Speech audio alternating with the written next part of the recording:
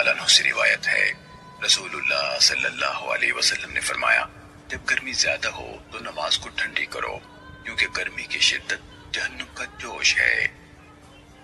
سنن نسائی حدیث نمبر 501۔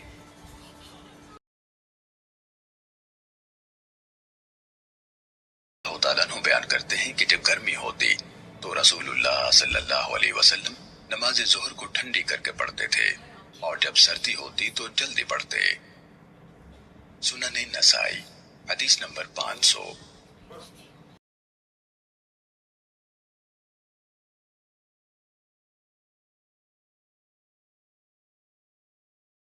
رضی اللہ تعالیٰ عنہ سے مروی ہے کہ رسول اللہ صلی اللہ علیہ وسلم نے عصر کی نماز پڑھی جبکہ دھوپ ابھی حجرہ عائشہ میں تھی، یعنی سایہ ان کے حجرے سے باہر نہیں نکلا تھا۔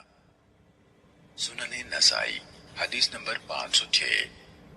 اگر آپ کو یہ ویڈیو پسند آئی ہو تو براہ کرم ہمارے چینل کو سبسکرائب کریں، ویڈیو کو لائک کریں اور اپنے دوستوں کے ساتھ ضرور شیئر کریں۔ جزاک اللہ